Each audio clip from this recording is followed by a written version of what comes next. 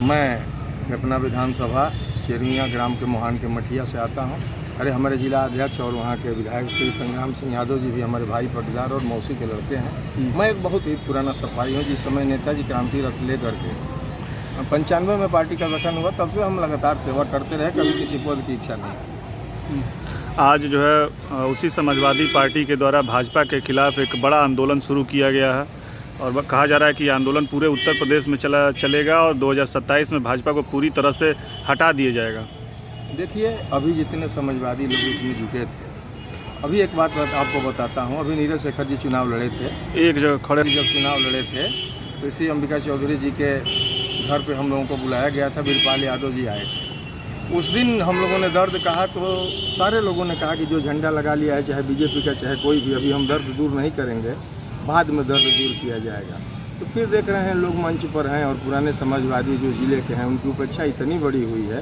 उनसे कोई, हमको तो कल मजबूरी में गांव में उपेंद्र तिवारी गए, हम तो भाजपा की सदस्यता ग्रहण कर लिए। तो एक ये झूठे अपने स्वार्थ के लिए नेताओं ने एक तमाशा बनाया है। नेताजी का झंडा बेचा जा रहा है, जब हमारा जैसा निस्वार्थ आदमी जो फुटबॉल खेल करके पूरी ज़िंदगी न कोई पद की इच्छा की, सेवा की है, और घर का विधायक अंबिका चौधरी भी रिश्तेदार हैं हमारे और हमारे साथ के आंदोलनकारी हैं। सपा हमारे साथ इन्होंने ज्वाइन किया, इसी बलिया में हम लोग बंद कराए। तो इस तरह के कार्यकर्ता जब हैं, कोई बड़ा समझौता हुआ होगा इन लोगों में, इसके लिए ही प्रदेश दिखा रहे हैं। नहीं तो जब अपने अपने स्वार्थ खत्म होने की बात आती है तो उसी हाथों में, उसी घरों में बीजेपी का झंडा टांगने वाले लोग उसमें खड़े हैं।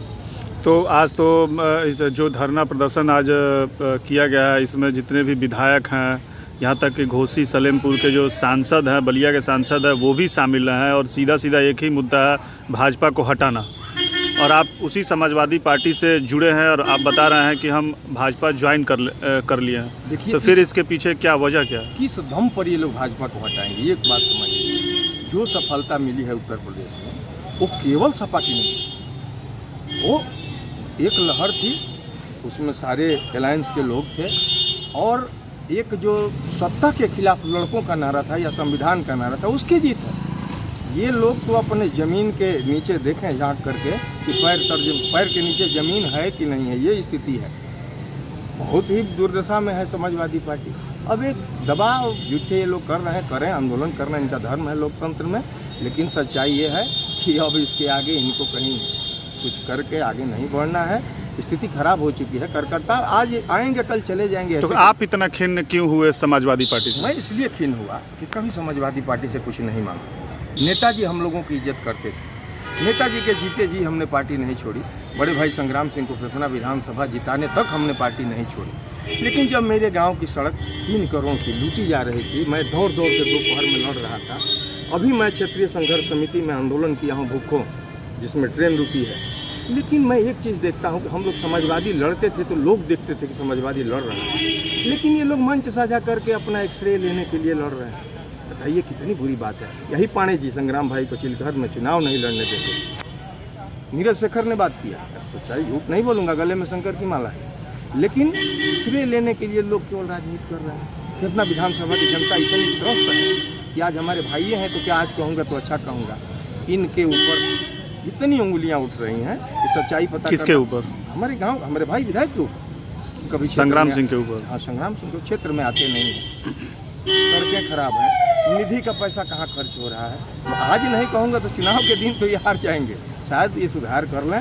सच बोलना मेरा काम है। मैं आज भी बच्चों को फुटबॉल की ट्रेनिंग देता हूँ और यहाँ भी रहा हूँ, निष्ठा से काम किया हूँ। कल उपेंद्र तिवारी जी ने कहा कि आपका सम्मान नहीं बचेगा, तो हमने भाजपा के सदस्य इसलिए ले ली कि हमको गद्दारी करके और इसमें खिन्न रह के, नेताजी ने कहा था कि जहाँ सम्मान न हो वहाँ से चले जाए। तो समाजवादी पार्टी में आपका सम्मान नहीं हुआ? सम्मान होना न होना हमारे लिए कोई स्वार्थ का विषय नहीं है। हमारी जान तक को खतरा बन गया जब समाजवादी पार्टी में हमारे गांव के लोगों ने कल बैठ के कहा कि तुम अब नहीं जाओगे तो तुम्हारे पीछे कोई खड़ा नहीं है। जान के ऊपर आफत आ गई। थानों में मैं जा सोया हूँ 3 दिन।